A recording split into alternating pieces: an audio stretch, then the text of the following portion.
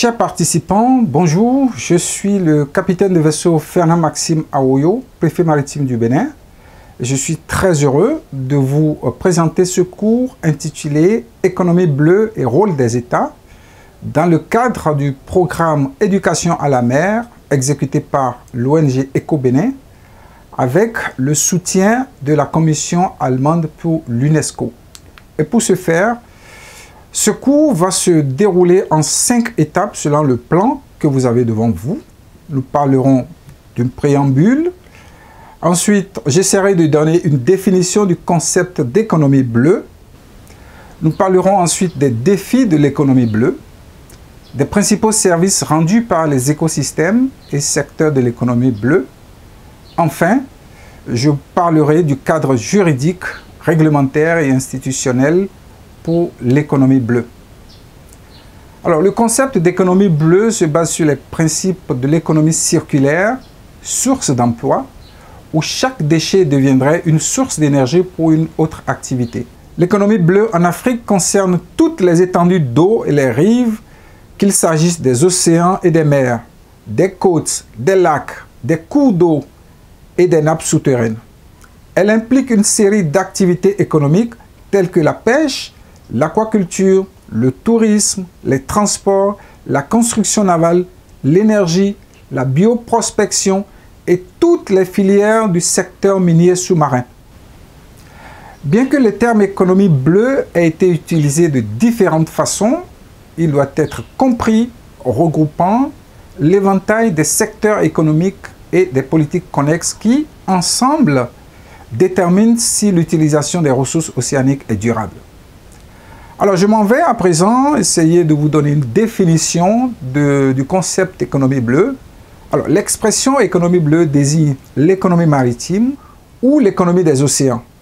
C'est un concept qui a été imaginé par Gunther Pauli, c'est un Belge, après la conférence des Nations Unies sur le développement durable de 2012, cette conférence, encore appelée la conférence de Rio + 20, qui vise à promouvoir la croissance économique, l'inclusion sociale et la préservation des moyens de subsistance, tout en assurant la durabilité environnementale des océans et des zones côtières. Alors, cette dernière partie, elle est très importante, et je reprends, tout en assurant la durabilité environnementale des océans et des zones côtières.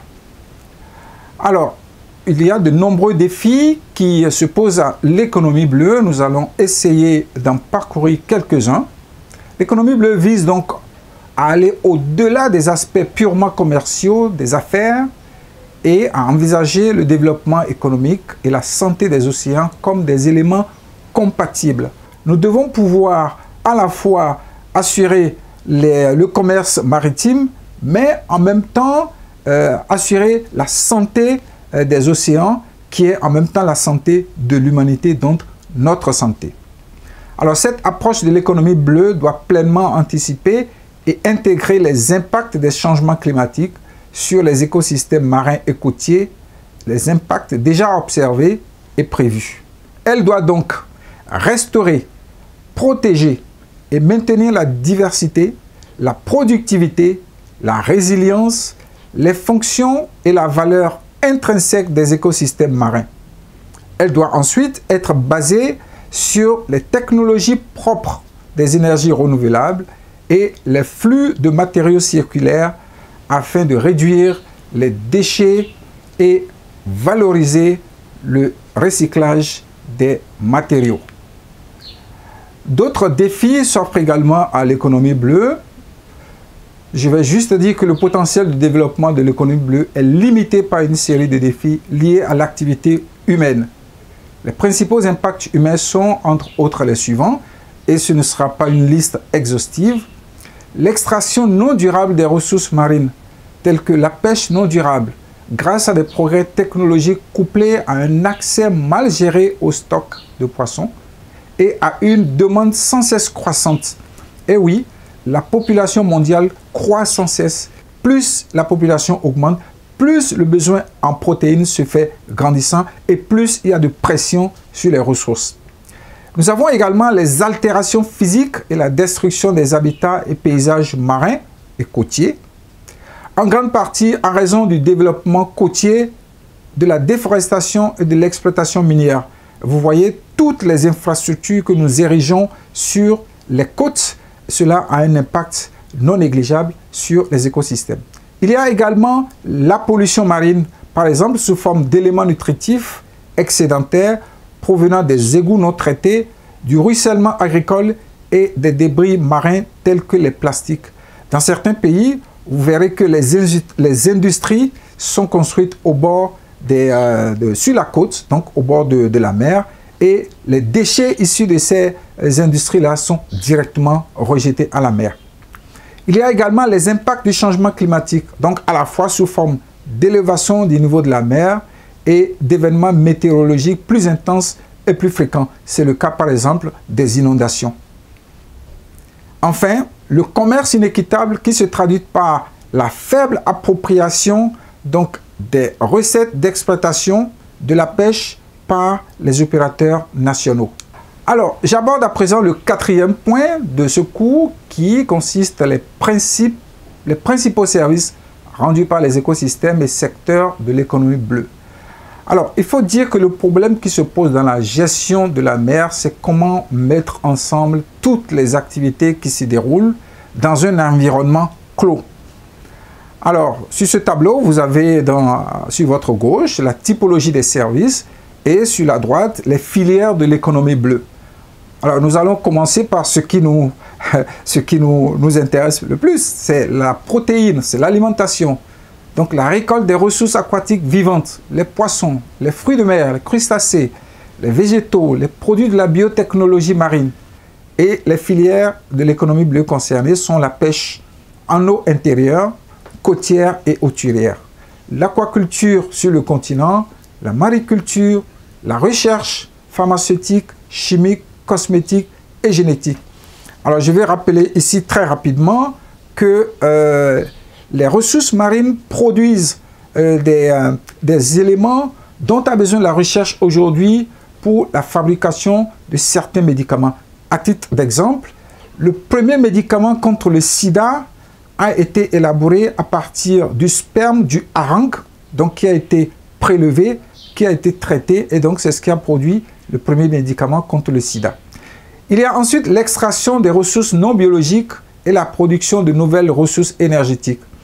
Et les secteurs concernés sont l'exploitation minière sous-marine, les gisements sous-marins d'hydrocarbures, donc le carburant, l'essence, les énergies renouvelables, la récolte de sel, l'extraction côtière de sable, le gravier et autres matériaux de construction. Et oui, la population mondiale augmentant, le besoin en logement se fait sentir, ce besoin est de plus en plus grand, donc le besoin de construction est de plus en plus élevé. Il y a également le commerce et les échanges sur les mers, les océans et les cours d'eau et leurs rivages.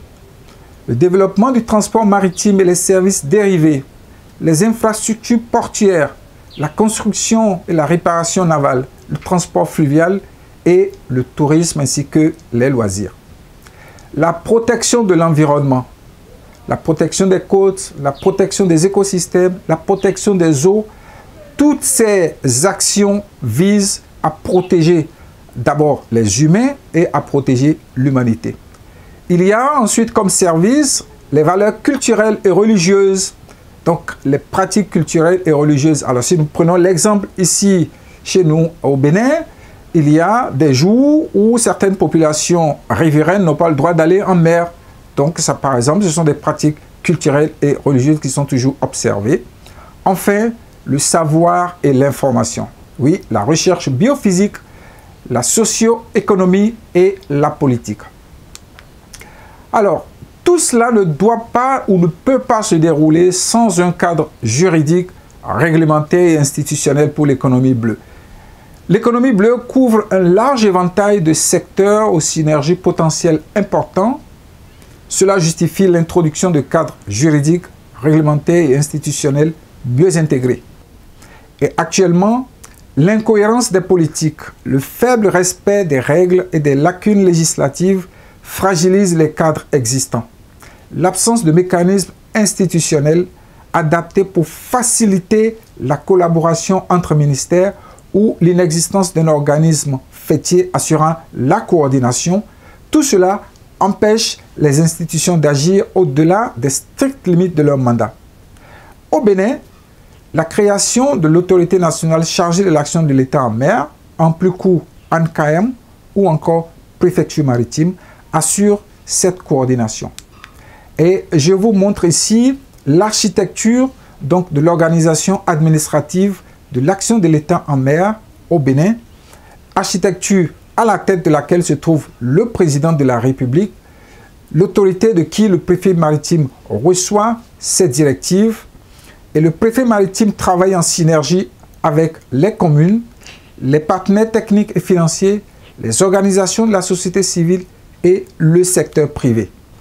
Et au niveau du préfet maritime, il y a ce que nous appelons la gouvernance. Le préfet maritime assure la gouvernance de l'action de l'État en mer.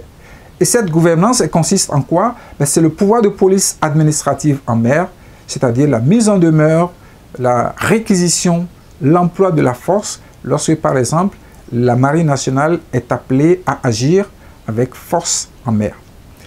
Le préfet maritime est assisté par un pôle d'experts, ce sont des représentants des différentes administrations, chacun ayant une expertise dans un domaine précis.